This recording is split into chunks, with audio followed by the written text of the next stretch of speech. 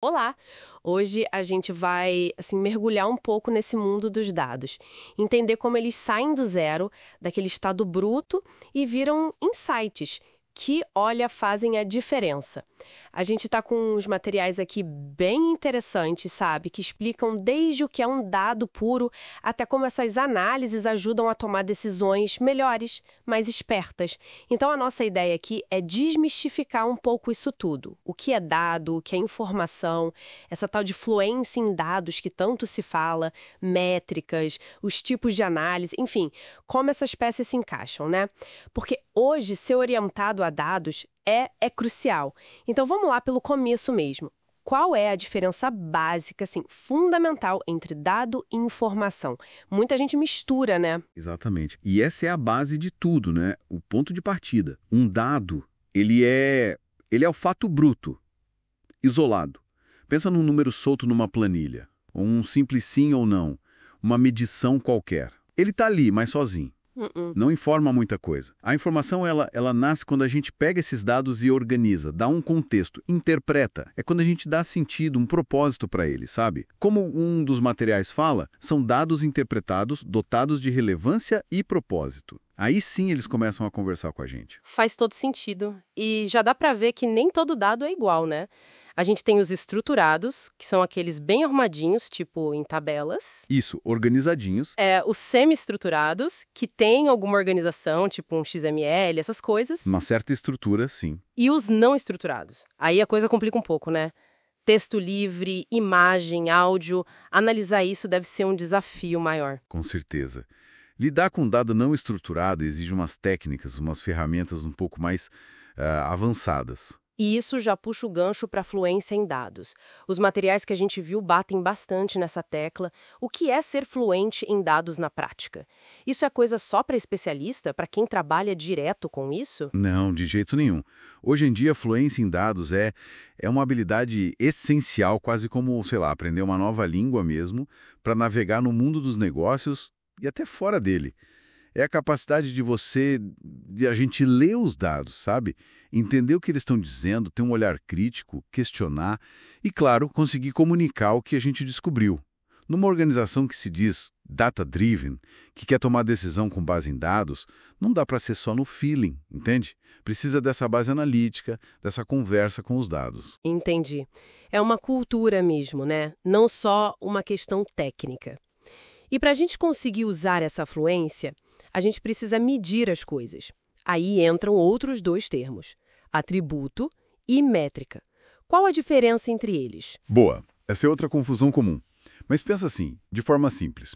Um atributo, ele descreve uma característica de alguma coisa, de uma entidade. Por exemplo, a cor de um carro, o nome de um cliente, a cidade onde ele mora.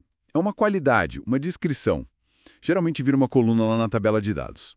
Já a métrica, ela é uma medida quantitativa. Ela serve para a gente avaliar alguma coisa. Desempenho, eficiência, progresso.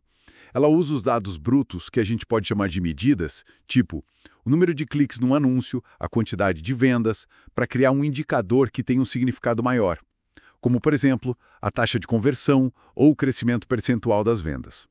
A métrica te dá um termômetro, um alvo. Claríssimo. O atributo descreve e a métrica avalia, usando as medidas como base. Perfeito. Agora sim, vamos pro coração da coisa. Análise de dados, o Data Analytics. O que é exatamente esse processo? Então, a análise de dados é justamente esse processo todo de pegar os dados, idealmente já transformados em informação, né?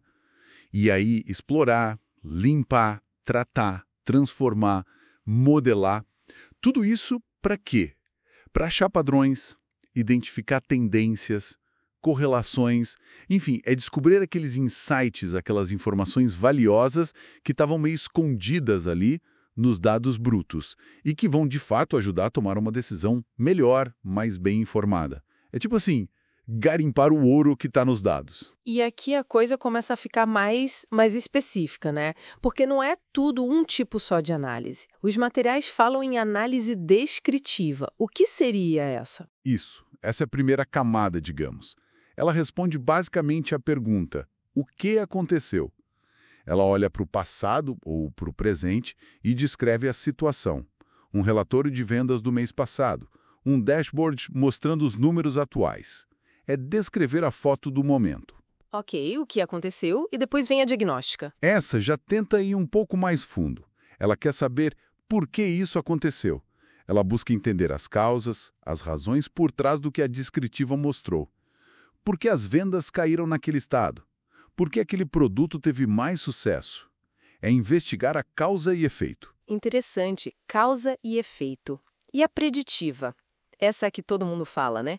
Prever o futuro. Essa chama atenção.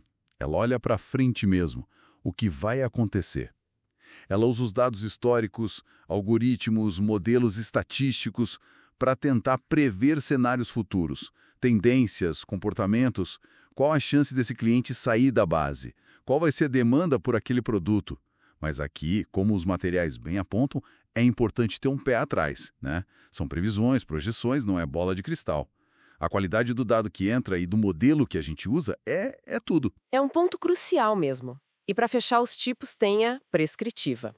O que ela faz? Essa é, digamos assim, a mais sofisticada. Ela não para na previsão. Ela vai além e recomenda. Tá bom, isso provavelmente vai acontecer. Então, o que eu devo fazer a respeito? Com base nas previsões, em regras de negócio, ela sugere ações concretas para a gente otimizar um resultado ou evitar um problema. Por exemplo, qual a melhor promoção para oferecer para aquele cliente específico para aumentar a chance dele comprar? Ou qual a melhor rota para um caminhão de entrega considerando o trânsito previsto? Ela já dá receita. Uau, então cada nível vai agregando mais inteligência, mais valor. Os materiais também citam umas técnicas tipo agrupamento ou clustering, tendências, projeções. Onde elas entram nisso tudo? São ferramentas dentro dessas análises. Exatamente. São ferramentas que a gente usa dentro desses tipos de análise. O agrupamento, ou clustering, serve para quê? Para juntar coisas parecidas. Por exemplo, agrupar clientes com comportamentos de compra similares para fazer ações mais direcionadas. Análise de tendências, como o nome diz, busca identificar padrões que se repetem ao longo do tempo. Aquela venda que sempre sobe no fim do ano, por exemplo. E projeção, ou forecasting, é uma técnica bem específica, muito usada na análise preditiva, para estimar valores futuros com base no passado, como prever as vendas do próximo trimestre. Elas se misturam e se complementam, sabe? Entendi. E para finalizar os termos, tem Analytics. A gente ouve muito essa palavra. É só um nome mais chique para análise de dados ou tem algo mais? É um termo mais guarda-chuva, eu diria. Enquanto análise de dados às vezes pode soar mais focado nas técnicas, no processo de analisar em si, Analytics geralmente é usado para abranger o campo todo, desde a coleta do dado, o processamento, a análise propriamente dita, a visualização e, principalmente, a aplicação estratégica desses insights que vêm dos dados em várias áreas do negócio. É o ecossistema completo. Perfeito, acho que agora ficou bem mais claro.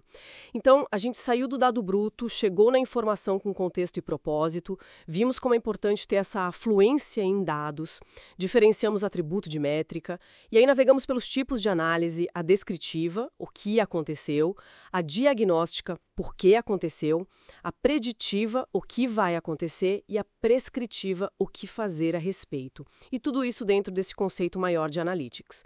Deu para conectar os pontos, né? Entender essa jornada toda é fundamental para qualquer pessoa, qualquer organização que queira realmente usar dados de forma inteligente hoje em dia. Sem dúvida alguma. O ponto-chave, o pulo do gato, é perceber que só coletar um monte de dados não adianta nada. O verdadeiro valor está na capacidade de interpretar isso direito, de fazer as perguntas certas para esses dados e, o mais importante, transformar esses insights em ação, em coisa concreta que gera resultado. E fica até uma reflexão, né? Pensando nesses 4 tipos de análise que a gente conversou, descritiva, diagnóstica, preditiva e prescritiva. Qual delas, se fosse aplicada assim com mais consistência, mais foco, traria o maior impacto, a maior transformação, seja no trabalho, até na vida pessoal de quem está ouvindo a gente agora? É algo para se pensar.